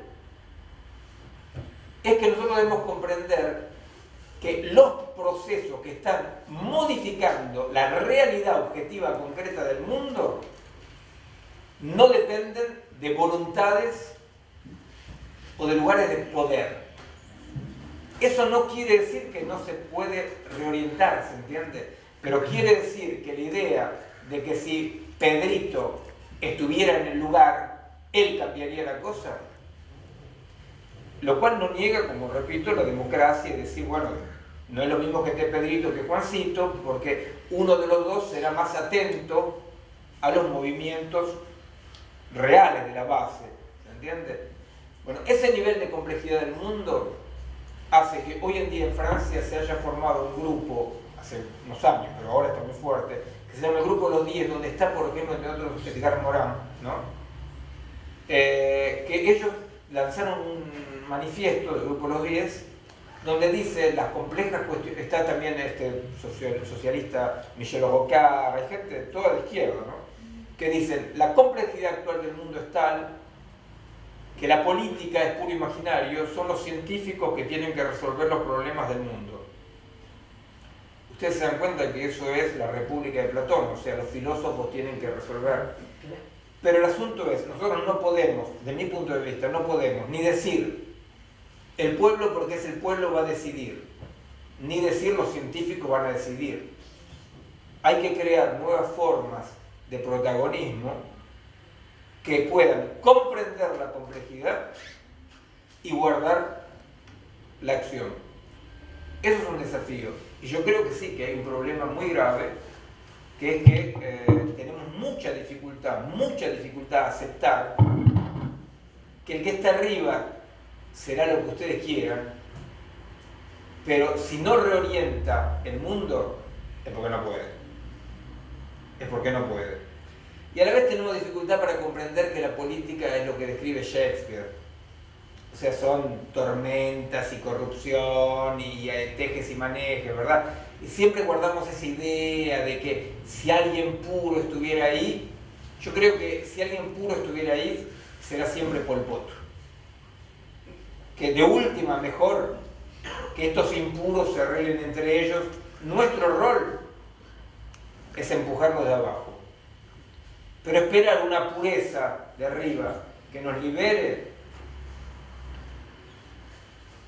Ahora, yo pensaba por ahí, no pureza que nos libere de arriba, pero quizás sea considerable tener en cuenta el proceso que acontece o que, digamos, venimos construyendo en Latinoamérica y en Europa, porque si no es como que no hubiera diferencia. Y sí, me parece que sí, pero ves, por ejemplo, sí, totalmente, pero ves, mira, te voy a decirle, porque me pidieron justamente un trabajo sobre esto, ¿no? O sea, mira, en América Latina es como si, de manera muy comprensible, ¿no? Y no hay ningún juicio moral, nada, hay todavía una especie de fe muy grande en que una voluntad humana bien puesta pueda cambiar la orientación. Como que hay una cosa que está totalmente en contradicción con lo que pasa, porque lo que pasa es que hay una destrucción total por los transgénicos, por la minería, por, bueno, o sea, una destrucción total de las fuerzas productivas que tiene una especie de ilusión, una ilusión así como el canto del cisne, una ilusión justo antes que todo se venga abajo, ¿no? Porque el desastre ecológico acá no es un detalle, ¿no? O sea, no hay ningún estudio biológico agronómico que diga no es un desastre que toda la pampa, que la mitad de Brasil, que la deforestación, que eso no es un problema. No hay ningún estudio biológico agronómico que diga que no es un problema. Lo máximo que dicen los mercenarios de Monsanto es el desastre no es seguro.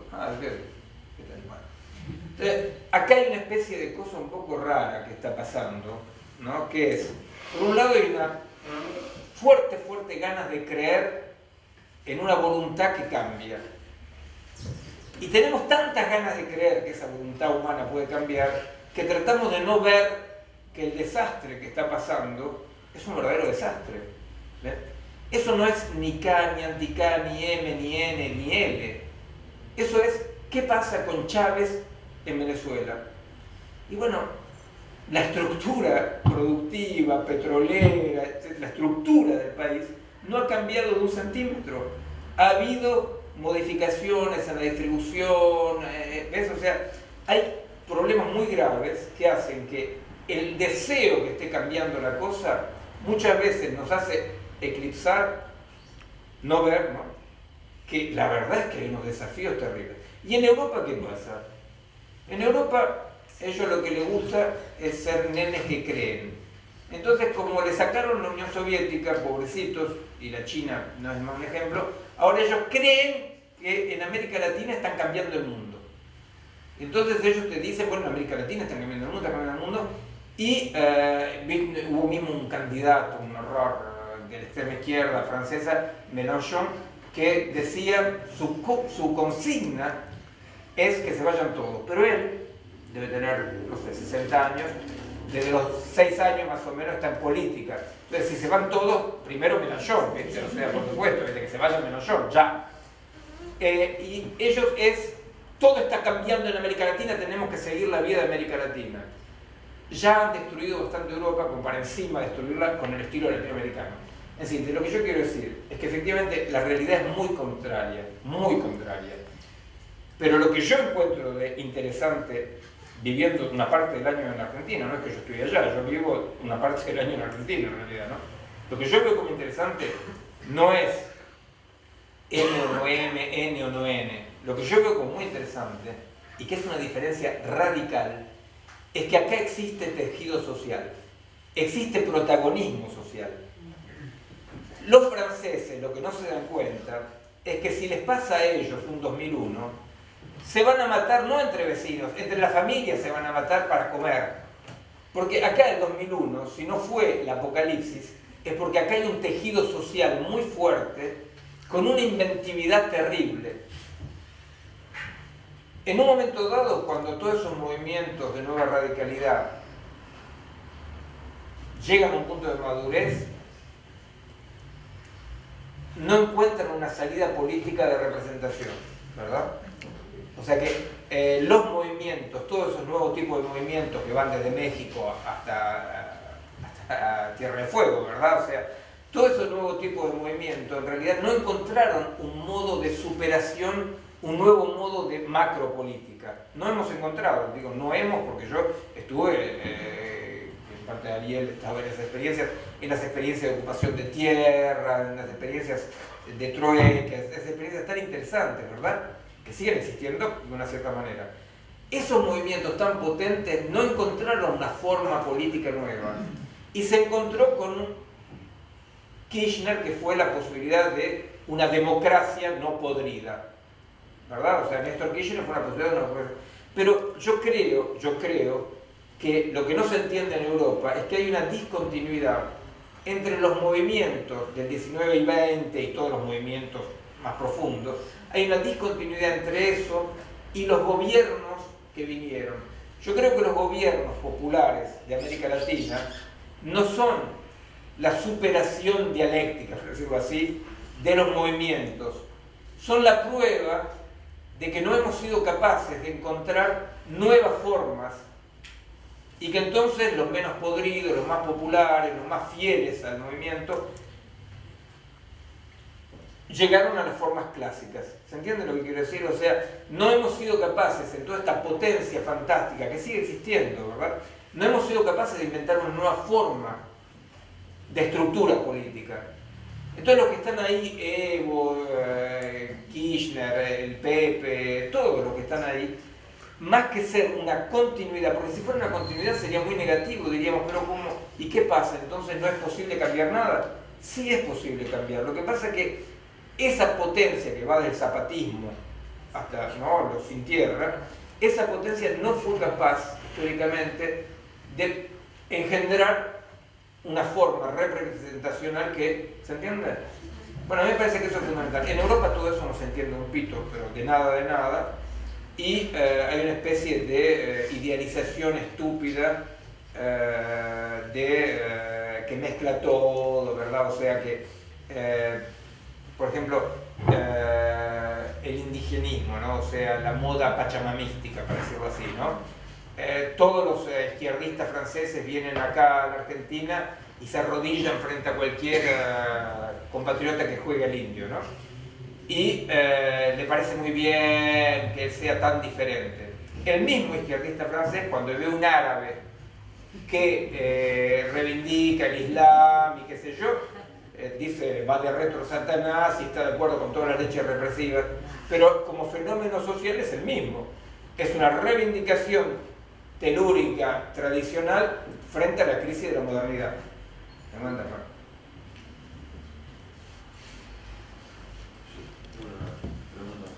Cuando vos hablabas hoy de una superestructura que, o sea, como no hay un responsable o un culpable. Culpable sí, lo que no hay es responsable. Claro, bueno, eso. Y Culpable sí, por supuesto que sí. Pero hay como una lógica, me parece, de la izquierda, de siempre tener a quién apuntar y definirse por la negativa. Y ahí traigo a colación lo que decía de la gestión horizontal, dentro de una lógica horizontal. Y pensar que eso puede terminar con la noción de amigo-enemigo que tanto le gusta a la izquierda para encauzar sus luchas, que es la noción que presenta Hannah Arendt. Sí. Yo creo que... Pero disculpa, no termina. Que después te escuché decir que Fidel era nuestro enemigo y teníamos que... Por eso te quería... Más que nada, la pregunta es ¿qué pensás de la lógica de amigo-enemigo como una propuesta? De eliminar esa lógica como una propuesta emancipadora. Sí. No, yo creo que es lo siguiente. Por empezar, yo creo efectivamente que no hay responsables dentro de esta nueva distribución del poder, digamos, no más tupoliana, que yo, así. Me parece que no hay responsables, porque responsable querría decir alguien que pueda cambiar el rumbo. Yo no veo que haya responsables. Eso no quiere decir que no haya culpables, ¿ves? O sea que el tipo que desde el banco agarra y le niega un crédito a una pobre señora, a un pobre tipo, ¿viste? O que un tipo que está contaminando un río para tener más guita, qué sé yo. No es responsable en el sentido que vos decís, claro, responsable querría decir, ¿no? Capaz de cambiar la historia, ¿no? Pero es culpable. Yo creo que hay culpables y que hay gente que resiste. Ahora, entre esos culpables, o sea, hay gente que aprovecha el sistema mismo si no lo puede orientar, ¿entendés? La gente que aprovecha de este sistema son culpables por el hecho de aprovechar el sistema. Pero eso no quiere decir que si uno los rasca y se pone en su lugar, pueda, ¿entendés? Eso es lo que es un poco difícil de comprender. Que yo creo que hay culpables y que frente a... O sea, yo pienso que Le Pen hay que atacarlo, yo pienso que hay que atacar a los fascistas, yo pienso que los movimientos antirracistas que nosotros hicimos eran movimientos más bien con el bate de béisbol, ¿viste? O sea, y entonces vos vas a decir, oh, romperle la cabeza al skinhead, pero finalmente la complejidad es tan compleja que le rompan la cabeza a todos los skinheads del mundo, ¿viste? Pero yo, ¿entendés? O sea que yo creo que no hay que caer en el resbalón posmoderno de somos todos nazis, somos todos fascistas, somos todos... No, no somos todos racistas, no somos todos fascistas, para nada, para nada. Y eso es un poco complicado, comprender que sí hay una responsabilidad ética de la resistencia que divide aguas, mismo si esa división de aguas no alcanza, pero para nada, para resolver los problemas en términos de oposición. ¿Ves? O sea, que si nosotros agarramos y nos peleamos contra los fascistas en Francia, no lo hacemos porque pensamos que venciendo al fascismo la libertad va a emerger. Por eso nosotros trabajamos en el sentido de resistir es crear. Hay que crear nuevas condiciones de vida, la complejidad, qué sé yo, pero no hay que caer, yo creo, en ese borrón un poco así postmoderno que dice finalmente somos todos racistas, todos fascistas, todos víctimas. O todos víctimas. ¿Viste? No, para nada, no somos todos racistas, no somos, ¿viste? O sea, no...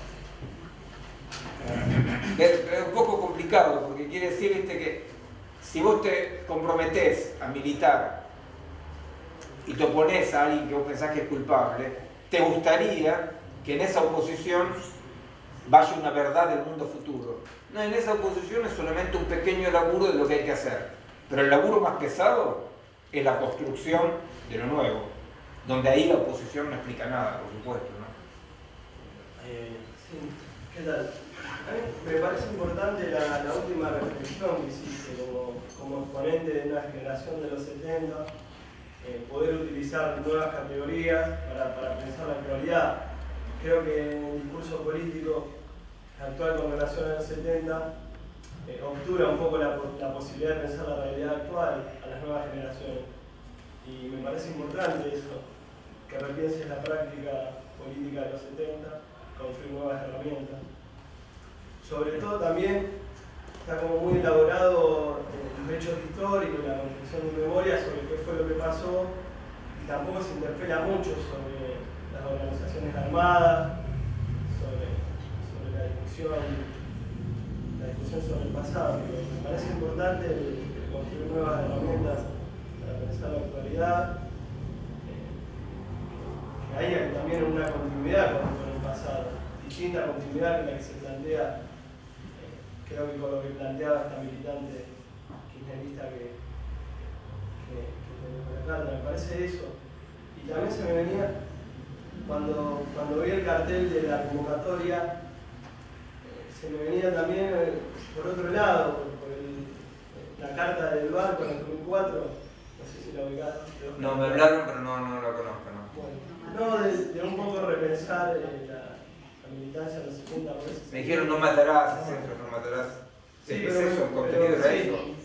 hace repiensa su práctica como militante de una organización armada. Sí. Finalmente me parece más valedera la propuesta tuya, ¿no?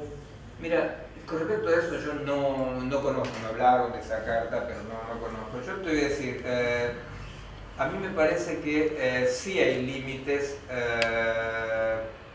mientras que uno quiere estar en una posición de emancipación, sí hay límites, porque yo no creo que haya una diferenciación entre medios y fines. Yo creo que los medios y los fines son consubstanciales.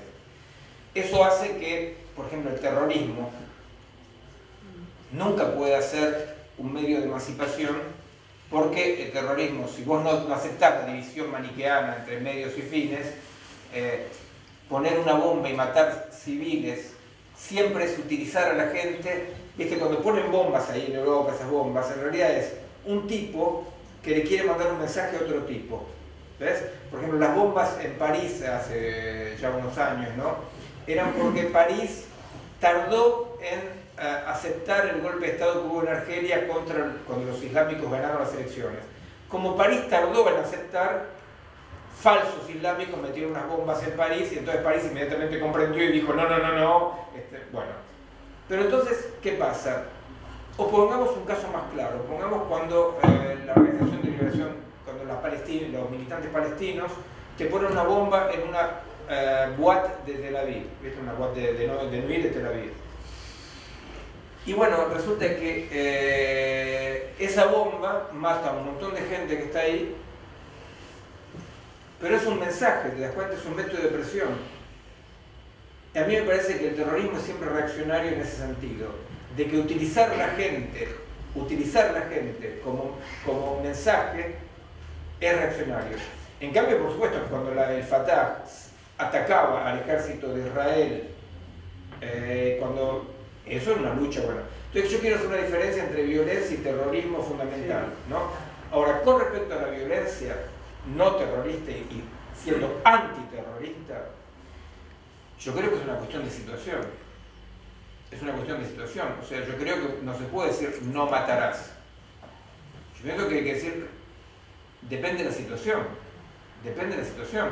Hoy en Francia nadie deja de arrodillarse frente a los íconos de la resistencia. Y no eran cantantes de rock, mataban nazis, ¿verdad? O mataban franceses colaboracionistas. Entonces, la verdad que no matarás, me parece como toda moral kantiana extra situacional, totalmente inoperante, ¿verdad? Ahora, lo otro no es una moral, cuando yo digo el terrorismo es siempre reaccionario, no es que sea una moral extra situacional, es que efectivamente lo propio de la reacción, de la cuestión reaccionaria, es utilizar la gente como materia para mi objetivo. Entonces yo pienso, bueno, no voy a utilizar nunca a la gente como materia si me mantengo en la izquierda. En cambio, el no matarás o la no violencia me parece que depende de la situación. La verdad que depende de la situación. Uno no puede agarrar y decir no matarás y llamar a todas las calles San Martín. Porque San Martín mataba, ¿no? Entonces a mí me parece que hay una especie de hipocresía que tiene una base muy peligrosa, que es el monopolio de la violencia por los lugares de poder, ¿verdad? Dice, tú no matarás, solamente yo mataré. No, dice, tú no matarás. A mí me parece que un barrio cerrado en la Argentina es de una violencia extrema, porque es el apartheid total, ¿verdad? Entonces a mí no me parece que la violencia sea cuando los tipos se avivan y dicen, bueno, para secuestrarlo en el barrio cerrado está complicado, lo secuestro en el viaje. Sí, para el pobre que le toca eso será violento, pero la verdad que la violencia es el desarrollo del apartheid en nombre de la ideología securitaria. Entonces, me parece que hay que tener cuidado con un discurso medio chotito, consensual sobre la violencia, ¿no? Por eso yo digo, sí, nosotros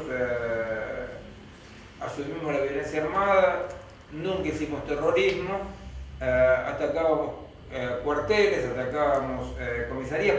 Yo acepto toda crítica que diga políticamente estaba equivocado, lo acepto totalmente, pero lo que no puedo decir es me arrepiento de haber sido violento.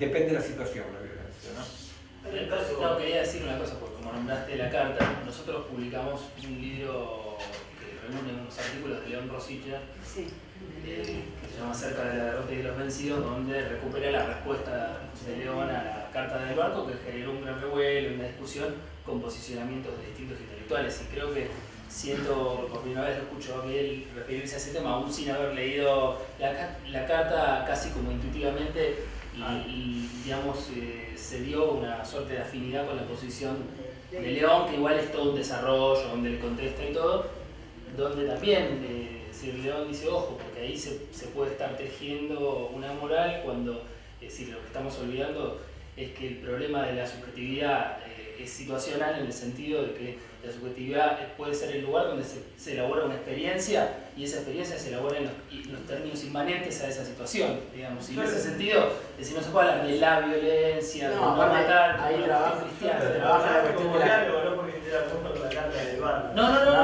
No, pero como los disparadores me parece que estuvo bueno. Sí, y León también desarrolla la contraposición conceptual y ahí, por lo tanto, histórica también de la violencia y la contraviolencia. No es una cosa, no es lo mismo que la otra.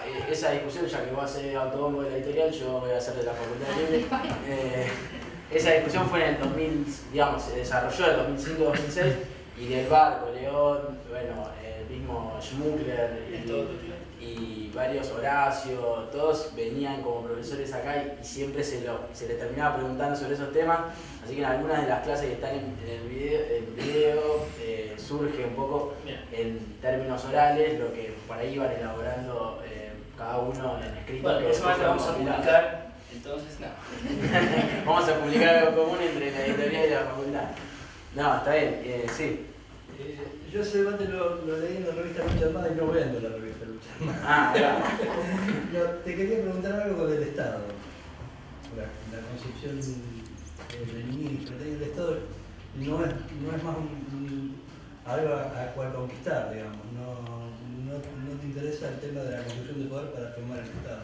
No, me parece que hay que defender el Estado, absolutamente, como lugar de gestión que refleja los intereses de los sectores populares democráticos. Me parece que hay que defender el Estado.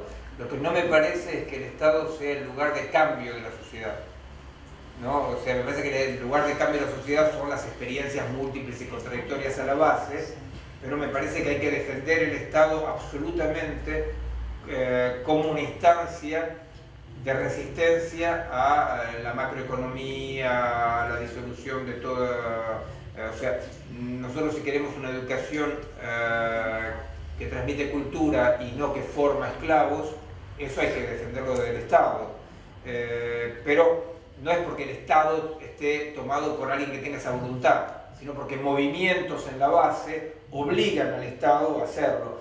O sea, a los amigos que van al Estado hay que obligarlos a hacer por qué fueron ahí. Y el problema es que no, en general cuando están en el Estado no quiere que nadie más se mueva, salvo los que dicen sí. Entonces hay que hacer una pedagogía hacia la gente progresista, entre comillas, que va al Estado. Hay que hacer una pedagogía diciéndole, ustedes... ustedes no tienen derecho legítimo a pedir un apoyo sin fallas, no. O sea, esta idea de decir, ahora ustedes nos apoyan y nos dejan hacer, no. Nosotros no apoyamos ni mierda, nosotros controlamos, criticamos, nos movilizamos, porque para eso te votamos. Eso es una pedagogía, porque no lo entiende la gente que se hace elegir, no entiende que nosotros no lo votamos para volver a casa durante 4 años, 7 o 5. Que nosotros lo votamos y que lo vamos a criticar, a no dejar tranquilo, a movilizarnos, porque para eso lo votamos. Si no hubiéramos votado al otro, que seguro que no va ¿se entiende? O sea, si yo voto a Macri, estoy seguro que Macri va a hacer bosta un montón de cosas. No voto a Macri, voto a alguno de los otros, pero ¿por qué? No para quedarme tranquilo. Porque si yo lo dejo tranquilo, la topadora neoliberal lo va a hacer bolsa. Entonces, es una pedagogía para que se dejen de pedirnos de que seamos autómatas obedientes, porque ellos se ocupan. No, vos no te ocupás de nada. Vos no te ocupás de nada, vos te ocupás de lo que nosotros decimos que te ocupes, por eso te votamos. Hay que, nuestro candidato, hay que perseguirlo. Hay que perseguir nuestro candidato. Lo cual no quiere decir no tener nuestro candidato, no votar por él, pero el que es nuestro candidato no puede decirnos, ahora muchachos, o conmigo y ciego, o enemigo. No, no se puede. Yo tenía con Rulli, Jorge Rulli, participaba en un programa de radio todos los domingos a la mañana en Radio Nacional, que era un programa de ecología, especie de meteoro extraño en el territorio argentino. Todos los domingos, ¿no? Cuando estaba acá, y si no por teléfono, en una columna, qué sé yo. Lo rajaron una patada en el culis, a Rullis, justamente cuando una compañera ex perra tomó la dirección de Radio Nacional, porque por supuesto tenía que mostrar que era más papista que el Papa. Bueno, es un horror, porque si nosotros no podemos, desde Radio Nacional, criticar los transgénicos, ¿qué pasa? ¿Que hay que ir a la vereda de frente? ¿Hay que ir con el PRO? ¿Hay que ir con quién a criticar los transgénicos? ¿Se entiende? O sea, mi campo tiene que ser un campo de conflicto. Ese es el próximo libro, y paso un chivo, pero no es un chivo nada. Róbenlo el libro, pero se llama El elogio del conflicto, donde efectivamente mi campo debe ser un campo de conflicto, si no, no existe emancipación con cretinos que obedecen. No existe emancipación. El peor enemigo de cualquier gobierno progresista es el que dice conmigo o contra mí. Porque eso hace que poco a poco todo el mundo se vaya enfrente. Yo creía que la experiencia stalinista había dejado algún tipo de enseñamiento con respecto a la necesidad del conflicto en el campo popular. Pero visiblemente, en cuanto se hacen elegir, todo conflicto es conmigo contra amigo. Sí, ya sé. Sí, a propósito, volviendo al tema que había tocado el compañero que estaba adelante, con respecto a violencia sí, violencia no, también un poco relacionado con los métodos de tortura, por ejemplo, que digamos en esta parte del mundo como que están bastante, más bien justamente demonizados, digamos. Se presentaba una situación que lo había visto, que había citado a Guinness en un programa de Sabater, donde la persona a la que iban a torturar sabía el lugar de una bomba que iba a explotar donde podría llegar a morir muchísima gente. Entonces el dilema que se presentaba era si a través de métodos de tortura se podría llegar a... si se justificaba la tortura en ese caso... Esa es la explicación, es la legitimación de la tortura permanente. Siempre están torturando a un tipo que sabe de una bomba que va a explotar. ¿Habrá pasado alguna vez en la historia de la tortura? Capaz una vez. Yo, que pasé un mes en coordinación federal utilizando mucha electricidad, ¿no? Que pagaba los impuestos de ustedes, no sabía de ninguna bomba que iba a explotar en ningún lado y nunca escuché ninguno entre los que gritaban alrededor mío que le preguntaran dónde va a explotar la bomba, ¿no? O sea, eso es una excusa de una situación, digamos, abstracta que justifica, bueno, lo que sí pasa con la tortura, que es un síntoma mayor, pero que hoy no tenemos ni tiempo, ni van a desarrollar, es un síntoma mayor del fin de la época del hombre, es que durante mucho tiempo la tortura era el crimen mayor. Entonces había que esconderlo. Porque no se podía torturar. Se podía hacer cualquier cosa menos torturar. Hoy en día la tortura vuelve a ser, como en la época de los reyes del medioevo, visible. Todo el mundo sabe que se tortura en Guantánamo, todo el mundo sabe que hay los aviones de la CIA que llevan a torturar gente, todo el mundo... Bueno, y en las comisarías de esta ciudad. En la comisaría de esta ciudad. No, salvo, viste, lo que pasa acá en Argentina es una cosa muy especial con la tortura. Porque la tortura es solamente lo que nos hicieron nosotros, nobles revolucionarios de los años 70. Lo que se les hace a los pibes chorros son eventos, ¿no? Eso pasa acá, lamentablemente eso pasa acá en esta sociedad. Nosotros hemos sido torturados.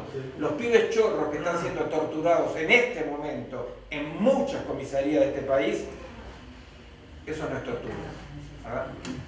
No sé, complicada la cuestión de la tortura, porque realmente si hay algo que yo rechazo, como habían sido torturados por supuesto, tener un monopolio sobre la tortura, es decir, tortura lo que nos hacían a nosotros. No, acá se tortura todos los días a los pibes chorros, todos los días en la mayor parte de las comisarías del país, y nadie encuentra nada que decir en contra de eso, ¿verdad? O sea, eso es súper bien. Vuelvo un poco a un tema que vos trataste sobre que no hay responsables y culpables. Y vos describiste en este movimiento que vos ves una lectura muy interesante, lo que haces de ciertos acontecimientos, desde la medicalización del embarazo hasta lo que puede pasar con Monsanto, lo que puede pasar con el crack financiero que pasó en el 2008.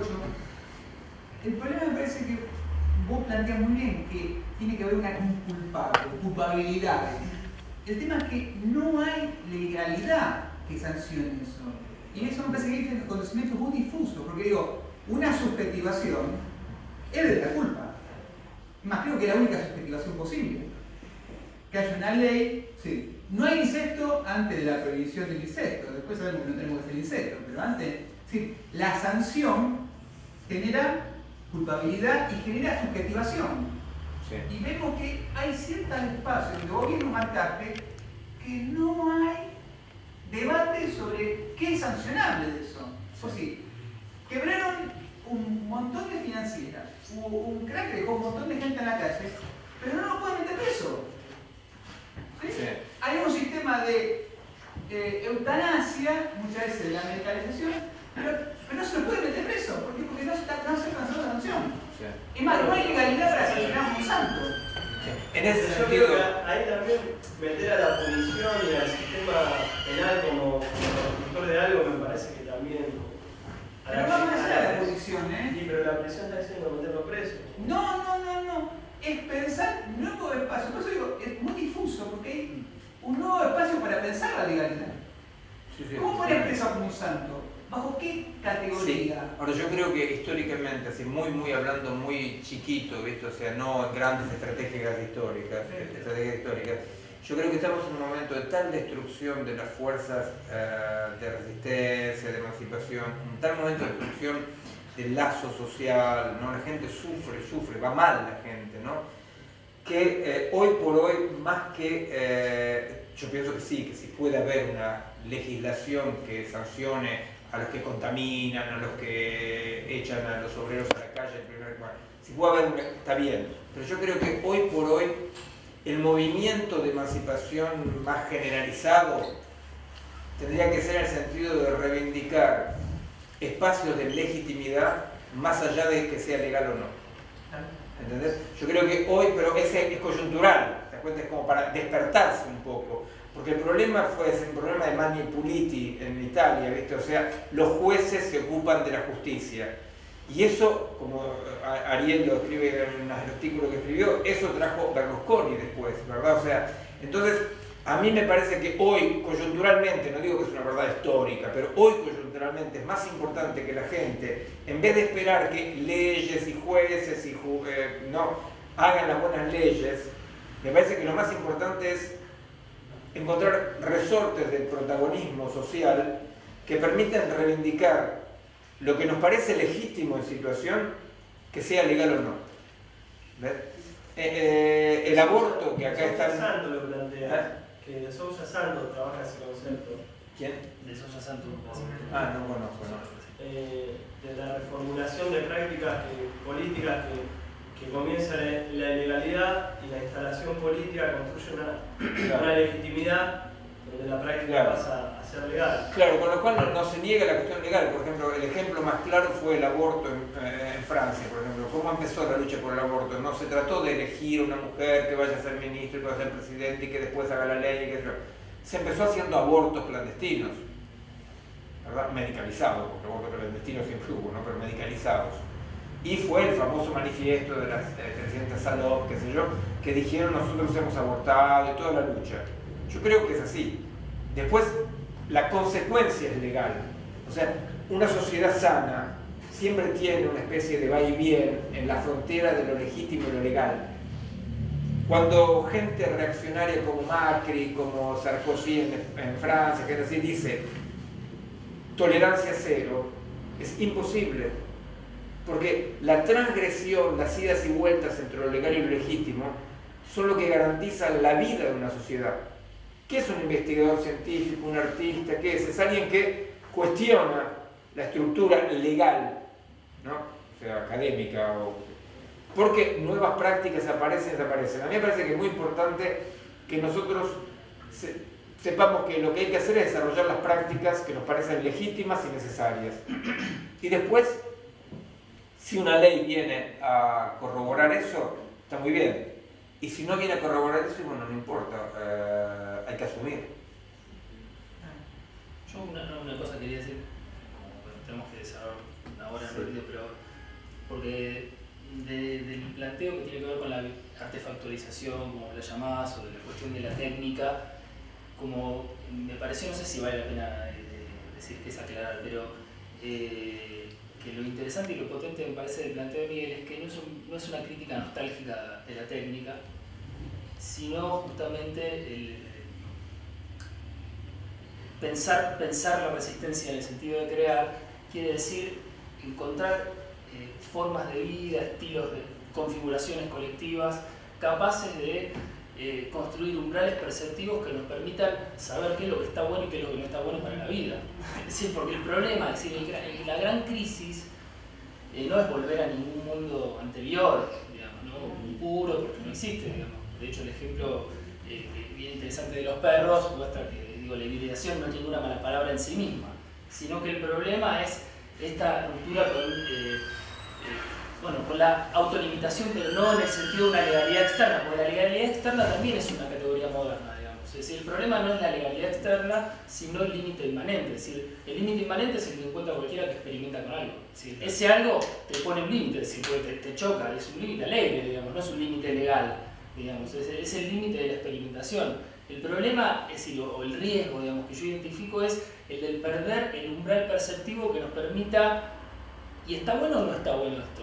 Es decir, si no entendemos si está bueno o no está bueno esto, ahí estamos cagados. Digamos, me parece que ese es un lugar que me pareció identificar, digamos, y corriéndonos de la pregunta por la técnica heideggeriana y toda una tradición de la crítica de la técnica que me pareció que valía la pena porque a veces, digo, cada uno tiene en la cabeza distintos recorridos y yo creo que los separo, digamos, a nivel de la hibridación es una realidad, o sea, lo que escribe Marx cuando dice en la producción social de su existencia el hombre se produce a sí mismo. O sea, quiere decir que no hay un hombre transhistórico, sustancial. Hay una producción social de su existencia donde se produce el hombre. Y esa es la hibridación. Pero nosotros no tenemos ni que estar en una cuestión heideggeriana, aristocrática, un poco tonta, de mirar de afuera. Un mundo que es grosero, es cierto que el mundo se transformó en una grosería total. O sea, hay una grosería del mundo. Pero esa grosería del mundo no es exterior a nadie, ¿no? Entonces nosotros no podemos mirar la técnica desde frente, porque si no estaríamos en la posición paradojal que explica Spinoza, que nos creemos libres del solo hecho de ignorar nuestras cadenas, ¿no?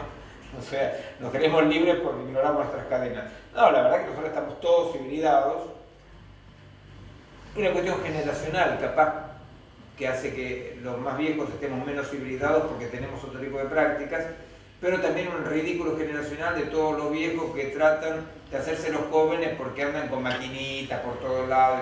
No, A partir de una cierta edad las maquinitas no hay que darle bola. Pero hibridados estamos igual. O sea, bueno, miren, nosotros tenemos un híbrido automovilístico porque nos volvemos a la capital. Somos absolutamente unitarios, no creemos que se pueda dormir más allá de la General Paz. En todo caso, no es seguridad, porque no está la policía de Macri. Así que nosotros vamos a escaparnos antes que las hordas salvajes nos ataquen.